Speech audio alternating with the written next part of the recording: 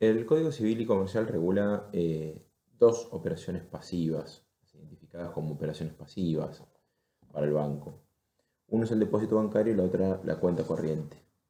Nosotros vamos a dar solamente una semblanza de ambas operaciones. Los contratos tienen una regulación relativamente breve.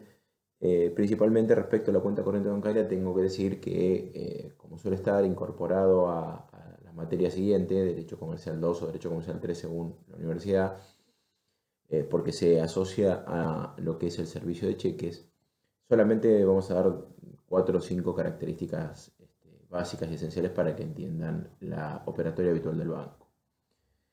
Pasando en primer término al contrato de depósito, lo primero que nos llama la atención es lo siguiente. Nosotros conocemos el contrato de depósito, el Código Civil y Comercial tiene regulado el contrato de depósito, y cuando el depósito, digamos, versa sobre cuestiones o sobre cosas que son fungibles, sabemos que la naturaleza de ese depósito se modifica. Los artículos 1356, que habla del depósito genérico, y el 1367, que habla del depósito irregular en forma específica, nos van acercando un poco a la dinámica de esta realidad distinta. Nosotros podemos primero sorprendernos porque cuando el banco le presta dinero al cliente, el contrato se llama préstamo. Ahora, cuando el cliente lleva dinero al banco, podría ser un préstamo también, porque en definitiva el cliente está dejando dinero para que el banco pueda operar con él. La naturaleza del dinero hace que, tanto en uno como en otro caso, cuando el cliente recibe dinero del banco, puede hacer lo que quiera con él, y lo que tiene es una deuda con el banco. Y acá en este caso el cliente va a ser acreedor del banco, va a llevar dinero al banco con distintos fines. Y esa transferencia, esa entrega de dinero, en definitiva es lo que le da la particularidad a la situación y hace que, digamos, la situación del cliente como acreedor del banco nos remita a una realidad distinta digamos, tanto a la operación de depósito en genérica o a la de depósito irregular. Se le da una característica esencial y particular a este depósito bancario, y también para diferenciar algunos efectos en relación a la moneda de restitución. También el depósito tiene particularidades respecto del préstamo bancario. Entonces, es una operación pasiva, dijimos, porque el banco va a ser deudor. Va a ser deudor porque el 1390 define el depósito cuando el depositante, que sería el cliente del banco, transfiere en propiedad al banco depositario. Esa transferencia en propiedad, digamos, transforma en el momento que se genera el depósito la naturaleza de la obligación. Porque en un depósito yo entrego algo para que me devuelvan lo mismo. En este caso, como es una cosa fungible y como es dinero, esa entrega de dinero claramente cumple, digamos, tiene una característica distinta, y para que el dinero pueda ser utilizado de un modo eficiente por el banco, para que la dinámica bancaria pueda justamente desarrollarse en plenitud, eh, la intermediación del banco en el crédito y en la deuda pueda ser posible, esa entrega de dinero es en propiedad. O sea, hubo todo un debate sobre quiénes son los dueños de los depósitos. Lo que está claro es que el cliente, en el momento que entrega el dinero, en el momento que deja su dinero en el banco, por las modalidades que vamos a ver que pueden ser distintas, en ese momento él se transforma digamos, transforma esa entrega de dinero en un derecho creditorio, se transforma en acreedor del banco. Por eso esa transferencia en propiedad va acompañada entonces de que el cliente pasa a ser acreedor del banco, y por eso, digamos, le damos toda la entidad de operación pasiva a esta operación. Un dato importante, el 1390 habla de la restitución en moneda de la misma especie, a simple requerimiento del depositante o al vencimiento del término del preaviso convencionalmente previsto. Acá no se hace ninguna aclaración respecto de qué ocurre con la moneda cuando estamos hablando de moneda extranjera, ¿sí? Nosotros ya hemos dado tratamiento a esta cuestión en el préstamo y dijimos que la presencia del 765 en el Código Civil y Comercial respecto de la obligación de entregar moneda que puede ser sustituida cuando la moneda es extranjera por la moneda digamos, circulante en el país, la cantidad de moneda circulante digamos, autorizada suficiente para adquirir la moneda extranjera. Bueno, en este caso no hay una aclaración en este sentido. Podríamos decir que cuando el banco es deudor, entonces está obligado a devolver la misma moneda que recibió. Claro, ha pasado todo en nuestro país. Los bancos en un determinado momento han tenido de parte del Estado normativa de emergencia que permitió la devolución de depósitos que eran en dólares inicialmente bajo determinadas pautas especiales que fueron justamente reguladas en el marco de la emergencia del 2001. Digamos, sobrevuela en este momento también la posibilidad de que los bancos en algún momento, ante una corrida bancaria, es decir, ante el requerimiento masivo de devolución de depósitos por parte de los clientes, el banco deba hacer frente a esto y no tenga los fondos suficientes o los fondos que tenga no le permitan seguir operando y por tanto el Estado deba intervenir también. Pero en principio podríamos decir que si yo deposito en moneda extranjera y el banco toma ese depósito, está obligado a devolver también moneda extranjera. No da ninguna alternativa en este sentido, y al ser el cliente bancario una persona protegida dentro del Código Civil y Comercial, podríamos entender que esta situación es distinta según quién sea acreedor y deudor. Es decir, cuando el deudor digamos, es el cliente, puede devolver en moneda de curso legal, en cambio cuando el deudor es el banco, estaría obligado a devolver la misma moneda que recibió. Esto por lo menos como principio. Nosotros acá, digamos, en el depósito vemos dos fines económicos, vemos un poco para entender la dinámica de esto, digamos, del punto de vista del cliente, generalmente lo primero que encuentra el cliente, digamos, como finalidad del depósito es la custodia, es decir, no lo tengo en el colchón, no lo tengo en mi casa, no quiero asumir el riesgo de tener el dinero, lo llevo al banco para que en el banco esté seguro. Un tema que después veremos cuán seguro es, pero cada uno deberá evaluarlo. Pero más allá de eso, está claro que el banco ofrece un servicio de custodia y por tanto, digamos que podríamos decir que inicialmente cuando uno dice voy a depositar dinero, probablemente lo que esté pensando es lo tengo en un lugar en donde de alguna manera obtengo un servicio de seguridad profesional y categorizado. Desde el punto de vista del banco, esa toma de depósito le permite el cumplimiento de su rol típico. Por eso es una operación típica importante, porque el banco capta depósitos, capta ahorro del público. Dijimos que el negocio bancario, digamos, la descripción más sencilla, más lineal del negocio bancario es que el banco intermedia entre aquellos que tienen excedente de dinero y aquellos que necesitan, ¿sí? Que tienen necesidad. Entonces, aquellos que les sobra y que quieren dejarlo en el banco, y aquellos que piden al banco y el banco debe prestarles. En esta intermediación es en donde el banco, con la diferencia de tasas entre la tasa que va a pagar, por ejemplo en esta operación, que va a ser la tasa pasiva, llegado el caso, y la tasa activa que le va a cobrar al cliente que va a solicitar un crédito, un préstamo. En ese sentido, ahí, digamos, ese es el engranaje de funcionamiento del banco. Nosotros sabemos, lo sabrán por alguna otra materia, que en el funcionamiento del banco, el banco no puede prestar todo el dinero que recibe, sino que debe realizar un encaje. Pero bueno, digamos, el banco puede tener financiación propia, puede tener sus propios activos para poder prestar, pero también capta del público. Y en esa captación, digamos, la operación de depósito es una operación esencial.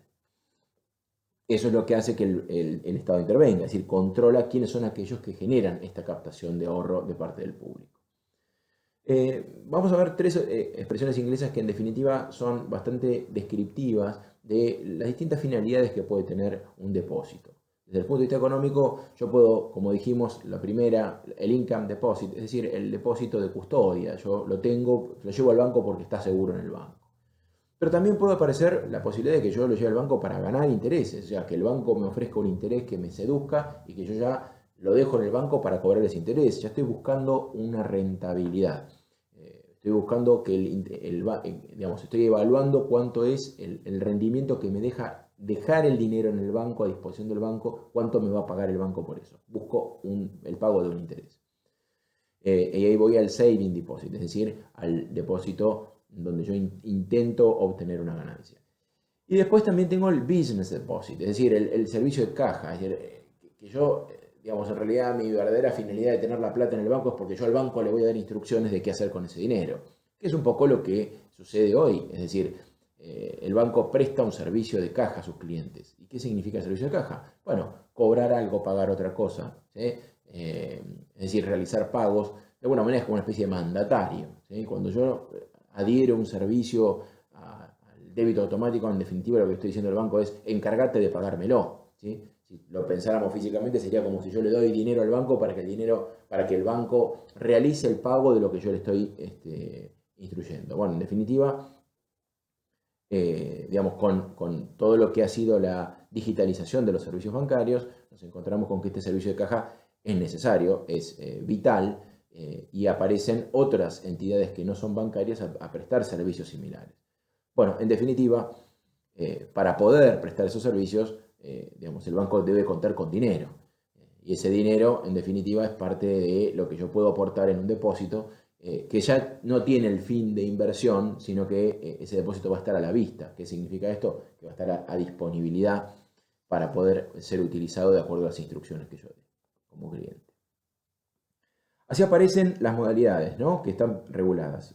Son 3 artículos en el Código Civil y Comercial y vemos rápidamente que aparece el depósito a la vista o el depósito a plazo. Decimos que es a la vista cuando hay disponibilidad, es decir, cuando yo puedo recuperar ese dinero o disponer de ese dinero en forma inmediata. Es decir, el banco no tiene facultad alguna para retener ese dinero. En definitiva, este depósito a la vista, digamos, obliga al banco a emitir un comprobante, así lo menciona el 1391, en un documento material o electrónico que refleje los movimientos y el saldo de la cuenta. Es decir, en definitiva, yo el dinero lo tengo a disponibilidad para poder realizar operaciones. Claramente que el banco en ese caso, si paga un interés va a ser muy bajo porque el banco no sabe en qué momento yo le voy a requerir esta disponibilidad, este dinero, por lo cual el banco no tiene, digamos, ese dinero que está en su cuenta, el banco de alguna manera no puede disponerlo libremente, sino que tiene que estar a disposición para que en cualquier momento yo pudiera dar la instrucción de pago o de transferencia. Por otro lado, puede ser a plazo, es decir, ahí en ese caso el banco ya congela ese dinero, sabe que ese dinero no puede ser requerido con anterioridad y en definitiva ofrece un pago de un interés que se pacta entre las partes. A este contrato, como la cuenta corriente, le corresponden todas las disposiciones, la aplicación de todas las disposiciones de transparencia bancaria, de consumo bancario que hemos visto para la generalidad. Y en este caso también está la necesidad de que el banco obviamente informe debidamente cuáles son los gastos y comisiones que habrá de cobrar, pero al estar vinculado a plazo, el banco tiene, digamos, la disponibilidad de poder realizar inversiones con ese dinero, ¿sí?, represtarlo a otras, respetando los encajes y las limitaciones que el Banco Central le imponga, pero en definitiva, dado que ese dinero es en propiedad, el banco digamos, puede disponer y por tanto esa inmovilización de parte del cliente voluntaria, de alguna manera también transforman la utilidad del depósito. Estamos acá ya en el caso del saving deposit, es decir, el depósito en donde el cliente está buscando una inversión rentable. Y digamos, dado que en la Argentina digamos, la cuestión inflacionaria y la cuestión de la bimonetarización y la alteración del valor del dólar muchas veces modifica las realidades económicas de los clientes bancarios, aparecen modalidades intermedias, es decir, yo lo pongo a plazo, pero tengo la posibilidad con un aviso previo de retirarlo y de esa manera, aún pagando alguna penalidad, puedo disponer del dinero ante una situación de emergencia. Bueno, obviamente que en ese caso el banco siempre va a pagar más cuanto más dinero, cuanto más tiempo y más dinero sea el que recibe y cuanto más tiempo pueda usarlo. Con lo cual, digamos, la situación del pago del interés a la vista es nulo o casi nulo, es muy bajo. En el caso de plazo, cuanto mayor sea el plazo y la cantidad, mayor será el interés que paga el banco, que está dispuesto a pagar. Y en el caso de aviso previo, se daría en el contexto de un depósito a plazo, pero con la posibilidad de precancelar y pagando en ese caso las comisiones y penalidades que se establezcan claramente en el contrato. El dato quizá relevante es que la restitución se produce o el banco está obligado al legitimado, es decir, aquel que va a ser el titular del depósito para permitir que el certificado de depósito pudiera circular y que yo pudiera de alguna manera, por ejemplo, hacer un pago y transmitirlo a un tercero y que ese tercero sea el que cobre la devolución del depósito. Esto en definitiva sería una circulación de ese crédito. Con lo cual el banco emite el certificado y ese certificado puede ser dado al portador para que pueda circular.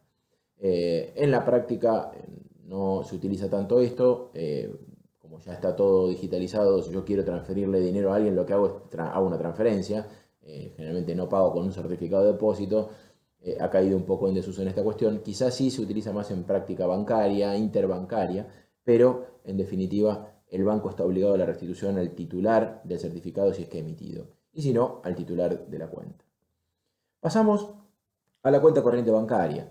Nosotros habíamos explicado que cuando hablamos de la ejecución de la apertura de crédito y la ejecución del préstamo bancario, que los bancos generalmente utilizaban el canal de la cuenta corriente bancaria como la operación madre en donde se canalizan todas las demás operaciones del cliente. Hace mucho tiempo el banco siempre, cuando yo me acercaba al banco, no solamente abría una caja de ahorro, sino que era lo que quizás yo iba a solicitar, sino que siempre me hacía firmar una solicitud de apertura de cuenta corriente bancaria, porque en definitiva el banco se guardaba la potestad de ejecutar el saldo deudor, que sabemos tiene título ejecutivo, ya lo adelantamos, haciendo abrir la cuenta y volcar los débitos que tuviera por cualquier otra operación en la cuenta corriente para cerrarla y simplemente utilizar la vía ejecutiva que tenía el saldo deudor cuenta corriente bancaria.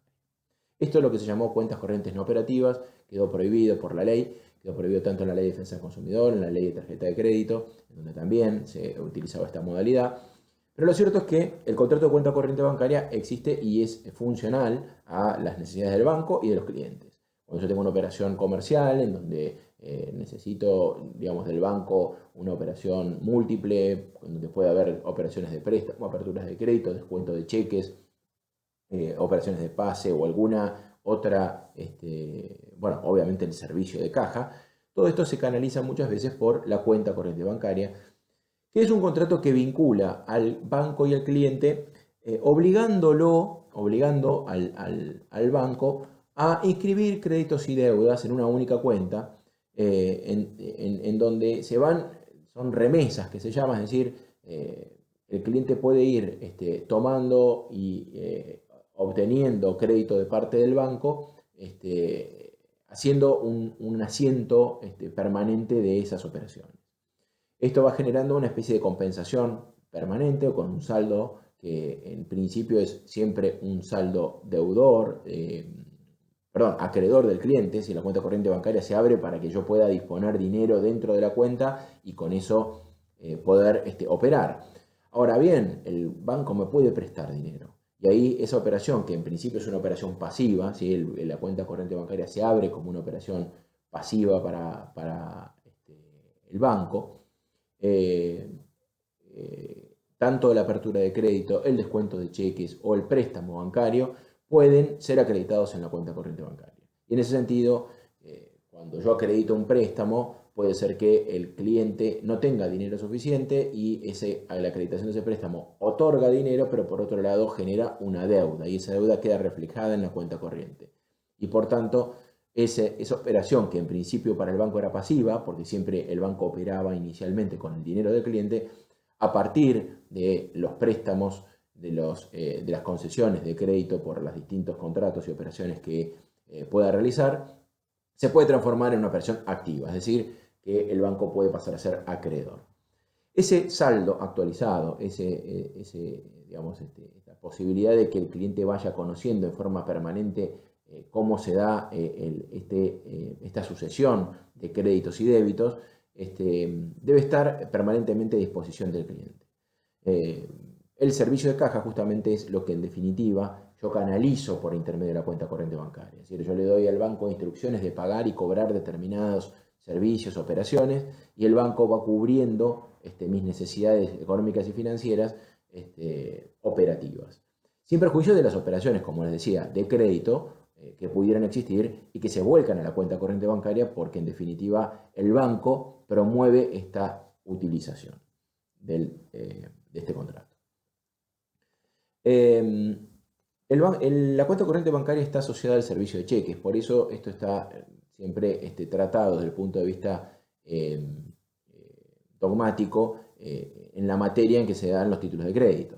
Yo no puedo tener cheques si no tengo una cuenta corriente bancaria. En una caja de ahorro, que es una operación distinta, yo en el banco, el banco va a ser siempre deudor en una caja de ahorro, y no hay posibilidad de que el banco sea acreedor. Ahora, cuando yo tengo cuenta corriente bancaria, yo puedo operar con cheques. Ese cheque tiene toda una dinámica especial, está regulado por la ley de cheques específica, tiene principios cambiarios que ya exceden lo que estamos tratando en este momento, pero se vinculan específicamente con la cuenta corriente bancaria. O sea, no puede haber un servicio de cheques si no hay una cuenta corriente bancaria detrás.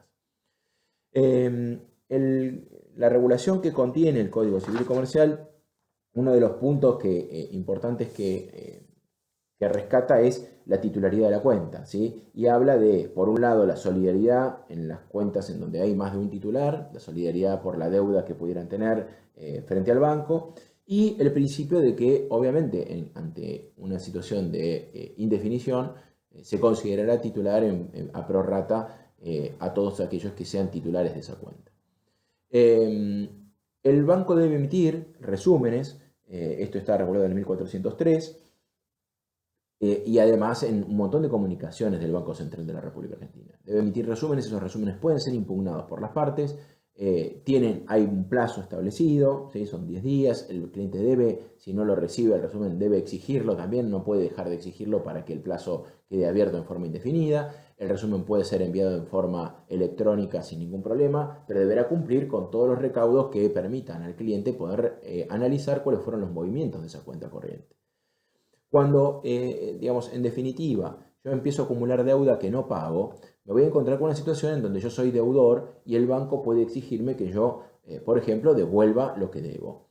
Bueno, eso puede generar, así como otras situaciones, el cierre de la cuenta corriente. El 1404 establece 4 causales específicas de cierre de cuenta corriente por decisión de cualquiera de las partes con un preaviso, por quiebra, muerte o incapacidad del cliente, por la revocación de la autorización para funcionar del banco, es decir, que el banco ya no puede operar como tal, implica el cierre, digamos, de las cuentas corrientes bancarias, y por causales que surjan de la reglamentación y convención.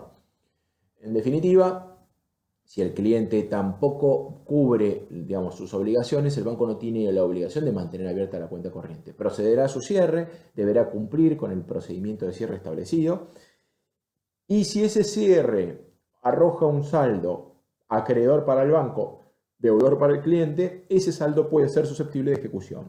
Ejecución que tiene la particularidad, o sea, es un título ejecutivo, que tiene la particularidad, decíamos, que proviene de larga data, es un privilegio para los bancos, y que viene de la época de la nacionalización de los depósitos, en donde los bancos pueden ejecutar el saldo de cuenta corriente de un modo, no con un juicio ordinario de conocimiento, sino con un juicio ejecutivo que obviamente facilita la traba de medidas cautelares inmediatas y digamos, la limitación de las defensas que pudiera oponer el cliente en el marco del proceso judicial.